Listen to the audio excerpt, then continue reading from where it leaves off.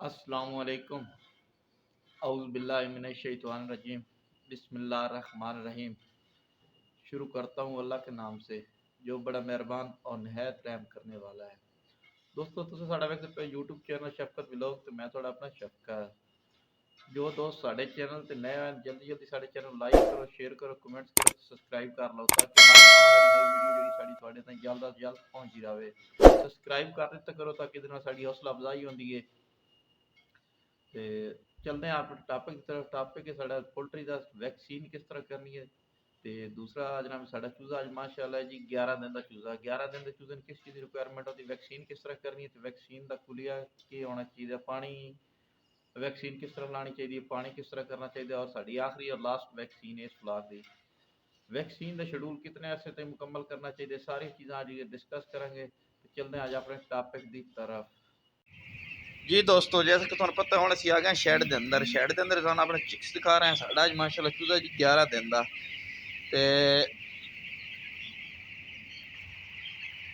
जी भाईजान जिस तरह साडा चूजा जनाब माशाअल्लाह 11 दिन का चूजा जी माशाअल्लाह एक्टिवेशन तुसीं आप वेख लो। तो असीं अज वैक्सीन की वैक्सीन का शेड्यूल भी तुहानू अज दस दें भाईजान कि वैक्सीन का शेड्यूल क्या होना चाहिए कि नहीं होना चाहिए, वैक्सीन किन्ने दिन तक करनी चाहिए। बेस्ट जी वैक्सीनेशन है अजकल तकरीबन बरेलर फार्म के 18 तो 20 दिन तुम क्लीयर करो। 18-20 दिन तो वैक्सीन क्लीयर सॉरी 12 दिन तो क्लीयर करो, 12-13 दिन तो वैक्सीन क्लीयर करो। असी साडा वैक्सीन का शेड्यूल है जनाब पहले दिन NDIB स्प्रे बरसा, उस बाद जनाब थोड़ी कलोन अपना NDIB स्प्रे किल्ड 5वें ते 12वें ते कलोन।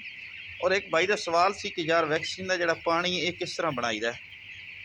वैक्सीन का पानी भाईजान तुहानू मैं मोटा जिहा खुली एक जाट के तरीके मैं तुहानू दस जितनी तुम फीड खवा रहे हो, थोड़ी फीड खा रही है ना, थोड़ी फीड खा रहे हैं जनाब 32 बोरियां। 32 बोरियां तो 6 हिस्सा तुम कर लो, यानी 600 लीटर तुम भर लो। 6 32 तकरीबन 5वां हिस्सा तुम कर लो, चौथे तो 5वां हिस्सा तुम पानी का भर सकते हो। मोटा जिहा कुला तुहानू कैलकुलेशन के इंशाल्लाह दस दसा वीडियो कैलकुलेशन पा दसा। लेकिन बेस्ट है कि 32 बोरियां थोड़ी फीड चूजा खा रहा है, 3 खा रहा है तो जनाब 5-600 पानी भर लो। ठीक है 3000 पानी समझो पी रहा थोड़ा 600 भर लो। जो पानी इतना ही वैक्सीन का भर लो मैक्सीमम अंदाजे भी सर्दियों के मौसम में जो पानी घट वध पीना कि थोड़ा जो पानी का है ना सिस्टम वो होना चाहिए इतना हो जो 2 तो 3 घंटे एंड 4 घंटे पानी मुसलसल थोड़ा वैक्सीन वाला 3 घंटे पी जाए, चाहे लेयर है, चाहे बरेलर है, चाहे ब्रीडर है, चाहे जो भी मुर्गी है, यह वैक्सीन का खुली होगा। उसके अलावा जनाब भाईजान काफ़ी सारी चीज़ें जी छोटी छोटी नोट की करो पोल्ट्री फार्म के अंदर कि अक्सर लोड नहीं। इस तरह चूजा थोड़ा एक्टिव वधा होना चाहिए। नमी का हूँ मैं थोड़ा अगे भी दसिया सी नमी का यार अक्सर नमी तो बहुत ज़्यादा फोकस कर दो भाईजान। नमी ही तो फलाक में पालन वाली है, नमी ही तो फलाक में पालन वाली है। नमी ना पलसी, नमी ना उस शैड के अंदर थोड़ा फलाक किस तरह पलसी है हेल्दी किस याद रखा है। नमी उस वाले चूजा फुल सी, अगर नमी ना हो थोड़ा चूजा नहीं फुल सकता। ये चीज़ काफ़ी सारी नोट करके रखनी है, मेरी गल रहन पर रखनी है। नमी ही नमी वाला चूजा थोड़ा नमी बर्दाश्त करसी, चूजा थोड़े चूजे के अंदर नमी बनसी।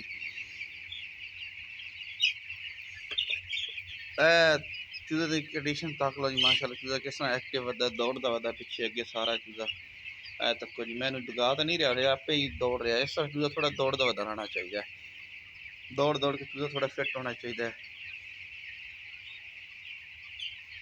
तो काफ़ी सारी चीज़ें यार पोल्ट्री जी मिस मैनेजमेंट लोग करते हैं। मिस मैनेजमेंट की वजह तो जनाब ली तो गलत हो गई चीज़ा। मिस मैनेजमेंट ना की करो, ना की करो मिस मैनेजमेंट। जिसले मिस मैनेजमेंट होती है जनाब बहुत ज़्यादा काम थोड़े गलत हो गए।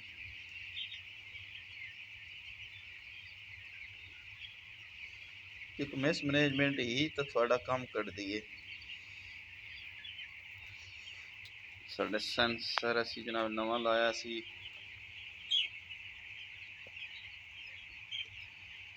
सेंसर साढ़ा जनाब नवा लाया से उसकी सैटिंग करनी सी, सैटिंग करने का टाइम नहीं मिला। जनाब चूजा तुम तक लो चूजा माशाल्लाह किस तरह किस रूटीन वधा है माशाल्लाह एक्टिव चूजा वधा है। बेहतरीन चूजी लोकेशन दौड़ भज मुश्किल तरीन मरहल माशाल्लाह ब्रूडिंग औखी होंगी सब तो जिस ब्रूडिंग निकल आया तो अगे वेखो माशाल्लाह थोड़ा चूजा किस तरह जाता है। चूजे की 2 चीज़ा गौर की करो यार। एक चूजे सब तो पहले वेट है, उस बाद जनाब फीड इनटेक चेक किया करो। साढ़े चूजे का फीड इनटेक कि वेट किस तरह चाह रहा है, इन्हें छोटी छोटी चीज़ों गौर करसो तो इंशाल्लाह चूज़ा थोड़ा जरा हेल्दी आसी और एक्टिव रहसी। इस वास्ते इन्हें चूज़ों क्लीयर किया करो, वाटर लैने सफाई चेक की करो, जिस थोड़ा टॉक्सन के मसाइल बनते हैं, बहुत ज़्यादा टॉक्सन के मसाइल, एंटाइट्रस टॉक्सन इतों बहुत ज़्यादा बढ़ते हैं मसाइल यार। इस चीज़ में लाजमी गौर किया करो, लाजमन इस चीज़ से कवरिंग की करो। फीड थोड़ी गंदी ना पाई करो, फीड जी खास कर एक चीज़ अज मैं तुहानूं होर दस देवां कि हाउस के अंदर थोड़े शैड के अंदर जी फीड निकलती है, बैक साइड से फीड निकलती है प्लेटों के, इस तरह प्लेट उत्ते रख लिया करो, प्लेट रख ली करो, प्लेट के फीड निकलती है, इस फीड में जनाब क्लीयर किया करो, पिछे फीड ना हो थोड़ी चूजे के। ठीक हो गया। और छोटी छोटी चीज़ां जड़ियां कवरिंग करके लियाओ। और उस अलावा पक्खियों की पैकिंग भी मैं तो अगे बाहर वाले साइड वाले पक्खियों की पैकिंग भी दस दी थी, वैक्सीन का पानी तो दस दिता। होर भाई और काफ़ी सारे सवाल हैं, होर सवाल का जवाब भी दूसरों पहले चेक करके जनाब दसदे हैं थोड़ा भाई वो किस तरह करना है जाके। वेख लो ना इतने कोई हवा शवा नहीं आ रही किधरों भी, वेंट की हवा ही वेंट ही आ सकती है, होर किधरों भी नहीं। और वेंट की खासकर साइडा चेक की करो, इस तरह लीकेज ना हो, इतने लीकेज हो तो मिट्टी मार मसाला वगैरह मारा ताकि वेंटा की लीकेज ना हो। वेंटा की लीकेज ही बड़ी आती है। मैं अज तुम दस देना कि 12 दिन का साढ़े चूजा साइज तकरीबन को नहीं वो हो सकता 19 भी हो, तो इस तरह की फीड नाल ना थोड़ी थोड़ी पहने 12 दिन 13 तक। अज फीड अज लास्ट दिन है इस फीड का, बस बार प्लेटा हम चक लवेंगे तो फिर जना बर्तन फीड पावे ताकि चूजा बर्तन जो फीड हो। चूजा हम फीड वाले पास बर्तन वाले पास तकरीबन हिल हो चुके जा चुके उत्थे हर जगह तो पहली जगह पे छोटी चीज़ों कवरिंग की करो यार, लाजमन इन चीज़ों तवज्जो दी करो। पोल्ट्री के छोटे छोटे कतरे कतरे नाल जिस तरह कहते हैं ना दरिया बनता, इस तरह कतरे कतरे नाल ही फुलाक तैयार होंगे, हल्दी फुलाक तैयार होंगे। सारिया चीज़ां नमी का वैसे तो हाल नमी का सलूशन, हाल नमी का सलूशन जो ना बहुत ज़्यादा है, नमी जी है ना वो बनती वधी है, नमी इस वास्ते बनाने के चक्कर चाहे नमी बन जाए। ठीक है, तो इन चीज़ों गौर करके लिया करो यार। फीड इनटेक थोड़ी चीज़ अच्छी होनी चाहिए, सारी चीज़ें थोड़ी चीज़। और उस अलावा जनाब सवाल से भाई का कि यार पक्खे तुस किस तरतीब नाल लैंदे हो? पक्खे भाई जान थोड़ा अगे भी वीडियो दस दिता पक्खे इस तरतीब नाल लाई देन। अगर पक्खे इस तरतीब नाल तुसीं ला लो तो थोड़ा बेस्ट हेल्दी फुलाक आसी। अगर पक्खे फिर भी नहीं तुसीं ला सकते तो पक्खे की कैलकुलेशन तुहानूं दस देना है कि पक्खे जड़े थोड़े हाउस के अंदर पक्खे होने चाहिए जनाब, टाइमर और टंपरेचर तो इस मौसम में 2 पक्खे होने चाहिए। लाओ छोटे चूजे, एक टाइमर से लाओ एक टंपरेचर से लाओ। टाइमर की होना चाहिए पहले दिन का टाइमर मैं तुहानूं दस देना, 5 मिनट का सर्कल बनाओ, एक पक्खा तुहानूं टंपरेचर 33 चाहिए, एक पक्खा 33 टंपरेचर से ला दो, एक 33 प्लस ला दो। ठीक है, चल 50 सैकेंड, अगर 30,000 चूजा 250 सैकेंड, मेरे ख्याल 50 सैकेंड बाद बनता है वो पक्खा, 50 सैकेंड आन तो 4.5 मिनट हाफ इस तरह ला लो तुम। ठीक हो गया। छोटी छोटी चीज़ों कैलकुलेशन करके लिया तो इंशाल्लाह तुहानूं बेहतरीन रिजल्ट आसन। अगर ये चीज़ों पर ना कवरिंग कर सो, फोकस ना कर सो तो काम खराब हो सी। पक्खे का टाइमर होगा थोड़ा, पक्खों की थ्रो कितनी होनी चाहिए भाई जान? पक्खे की थ्रो 16, 18, 20, 22, 24, 26,000 तक होंगे, लेकिन याद रखा है 26,000 वाला 24,000 भी नहीं कटता, 22, 23 कटता। ठीक है, 18 वाला 16 कटता। इस तरह कैपेसिटी क्यों घट होती है? इस कैपेसिटी की वजूहत मैं तुहानूं दस देवां कि इसकी कैपेसिटी इस तरह घट है, इसकी कैपेसिटी घट है जनाब भी। दूसरा कि ना बेल्ट घस गया, पुलियां घस गई, मोटर बैंड हुई, मोटर की हाइट हुई, सारिया चीज़ां छोटी छोटी जी फोकसिंग की करो, सारिया चीज़ों की कवरिंग कर सकते। पक्खे की कैपेसिटी तुहानूं दस दी भाई जान, पक्खे कोई पक्खा 28,000 कुछ भी नहीं स्पीड पूरी कर, बेल्ट घस गया, मोटर बैंड हो गया। और ये जी कैपेसिटी दस देना कैपेसिटी जैसे ना खुले एरिए की, जो मेरा अपना जाइन है, मेरा अपना तरीकाकार है। बाकी इंशाल्लाह बुक में आ गई, बुक में पढ़ के मैं तुहानूं कल इंशाल्लाह दसा इस बुक के उत्ते भी कि वो रिक्वायरमेंट। ये जो पक्खे थ्रो दस ना वेलैसिटी ये खुले एरिए दस, किसी चीज़ में छिक के हवा बाहर सकनी, वो बड़ी मुश्किल तरीन मरहला है, बहुत मुश्किल तरीन मरहला है, क्योंकि वह होर मरहला होंदा तो ये होर मरहला होंदा है। इस वास्ते इन चीज़ों गौर किया करो, लाजमी तौर पर गौर किया करो। और चूजे का पिलर एक भाईजान पूछ रहे थे जगह किस तरह, जगह यार बरेलर 8 इंच ही देंगे, कंट्रोल उस ओपन 10 इंच देंगे सी, छोटे चूजे तो 2.5 इंच 3 इंच जगह देनी शुरू कर लो। और थोड़ा महसूस हो साढ़े चूजा अज तंग है, थोड़े थोड़े एक तो दूसरे दिन पिलर दे लो, तीसरे दिन पिलर दे लो। वेट थोड़ा चूजा अच्छा कर एक तो दूसरे दिन यानी अज एक पिलर दिता है कल ना दो परसों दे लो। अगर थोड़ा चूजा वेट थोड़ा घट है 3 दिन बाद फिलहाल तो थोड़ी थोड़ी सूरत हाल होंगी थोड़ी सारी।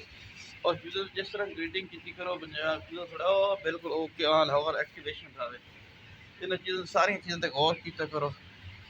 वेखो माशाल्लाह जी चूजा दौड़दा आंदा आ जा आ जा आ जा आ जा पर मारदा तुहानू चूजा तका देवां मैं जूम करके वीडियो में बाहर छड़ दूँ कोई बुलाया छुलाया नहीं चूजे मैं जूम हो सकता साढ़ा ज़रा अच्छा ना हो लेकिन चूजा जड़ा ने वेखो डस उड़दी ना चूजे दे आपे ही दौड़दा होंदा चूजा वेख लो माशाल्लाह जी तुहानू चूजा आपे दौड़दा पार मारदा अगर तुहानू चूजा नजर आए तो समझो साडा माहौल ओके ते वे ए तक ना जिसले चूजा दौड़ रहा है पर मार रहा है जो कुछ भी मार रहा है चूजा समझो थोड़ा चूजे तो माहौल ओके ते वे अगर चूजा थोड़ा पर नहीं मारदा तो कुछ भी नहीं करता समझो थोड़ा माहौल गलत ही छड़दा ए वेखो ना जी माशाल्लाह दुआ करो जी अल्लाह ताला खैरियत नाल साडा फलाग हल्दी ले आवे इंशाल्लाह जी मेहनत करेंगे सिला रब दी ज़ात देना है इंसान सिर्फ मेहनत ही कर सकता है। इस तरह अगर चूजा थोड़ा पर मारदा आंदा ना बुलाए तो बगैर आवाज़ बुलाए किसी किस्म की चीज़ बुलाए तो अगर चूजा इस तरह एक्टिवेशन समझो थोड़ा माहौल थोड़ा ओके होते अगर इस तरह नहीं है चूजा थोड़ा चूजा गर्मी बैठा है कुछ भी कर रहा है तो समझो थोड़ा चूजा जड़ा ना वो माहौल की वेंटिलेशन प्रॉब्लम में माहौल का कोई मसला है जो और मसला आ रहा है ये चीज़ ज़हन नोट की जिस तरह शैड च गुजरो थोड़े पिछले चूजा दौड़दा आवे उठदा आवे खेड़दा आवे पर मारदा वा जी बेहतरीन नशोनुमा बेहतरीन जी मेरी नशोनुमा उस बर्ड की हो रही है। साढ़ा तो ये तजर्बा है बाकी असी अनपढ़ चिट्टे अनपढ़ हैं भाई जी बिल्कुल 0% है। तो अगर जनाब साड़ी वीडियो अच्छी लगे तो लाइक शेयर कमेंट्स लाजमी करना। तो मिलते हैं जनाब और किसी नेक्स्ट वीडियो।